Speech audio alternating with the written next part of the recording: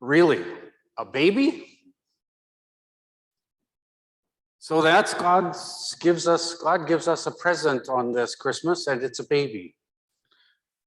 Now, I don't think that any of us want to be ungrateful for God's gift to us, but the thing is, I could come up with a list of things that God needs to give us at this time that would be really good presents.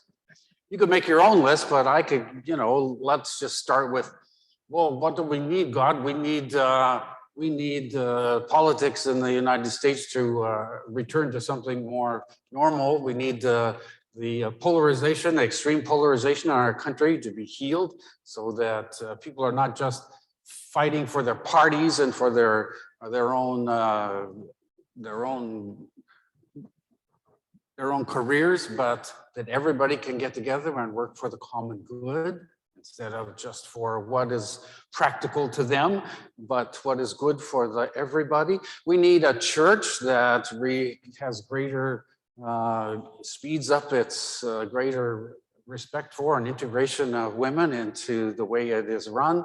We need a university system where people have a much better system of philosophy, so that we can rediscover truth again. And the truth is the verified. When things can be verified, that is when we touch truth and reality and being. There is a lot of things we need, and you could make your own list. We'd all have our own list here. Well, what does God give us? A baby. What God gives us is a baby. And so I guess the only way to understand what God is up to is to maybe get down to the level of the baby.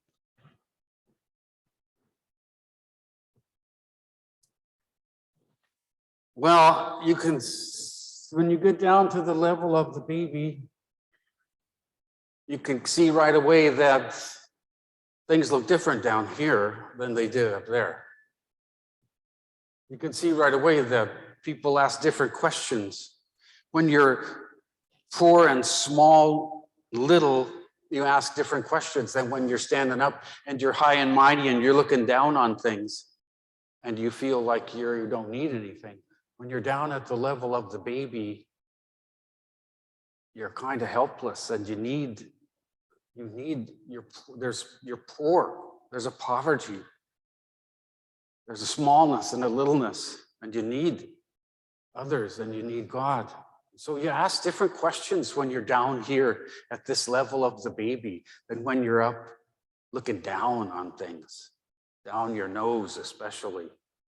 So one of the things that you can see that's so obvious when you're down here at this level is, one of the big questions that comes to you is, how in the world is anybody going to experience Christmas if they're not poor? How can anybody experience the grace of Christmas if they're not poor? The only people who could experience this are people who are in touch with their own poverty, their own smallness, their own littleness, what they need. But the person who can stand up and look down their nose and say, I don't need anything from anybody. I've got everything. I don't need God. I don't need other people. That person could never experience Christmas. So you notice a different set of questions when you're down at the level of the baby than when you're standing up and looking down your nose and feeling self-sufficient. So one of the other questions that becomes pretty obvious is, isn't this the real world? I mean, we're going to leave here and we're going to go out to what people call the real world, but isn't this the really real world? Don't you wish you could stay here in this world where love is everything, where God is everything, where the foundation of it all is the kind of love that you'd have for a baby? You're putting the baby in the center of things. Don't you feel lucky to be in this world? And don't you want to stay in this world because this is the really real world? And when you go out that door and we're living in the, quote, real world, aren't we really somehow living here? We just don't know it. Isn't this what we really want to come back to? Isn't this what we really feel lucky? Wouldn't we feel lucky to be in this world? And when you're down at this level, at the level of the baby, you're also, another question comes to us, which is, if God is hiding in the human, if God can hide in a baby, if God is hiding in the human, in a place where there was no room for him, absolutely no room for him, and if he can hide there in that place, well, then you're stuck with the question, where else is God hiding in my life? Where else do I feel like there's no possible room? There's absolutely no room for God to be there. But isn't God hiding there? And if I was to take a look at my life and see where it is that there's absolutely no room for God to be born, would I find God hiding there anyway? And so I think down at this level, the world looks very, very different from down here. And the thing that is maybe most clear at Christmas time is, how in the world are we going to celebrate Christmas if we're not poor? So we're going to have to find our own poverty. We're going to have to get in touch with what we don't have, what we desperately need, but we can't do it for ourselves. We're going to have to get in touch with our smallness and our littleness and our limitations. Or we're not going to celebrate Christmas. We're not going to experience Christmas.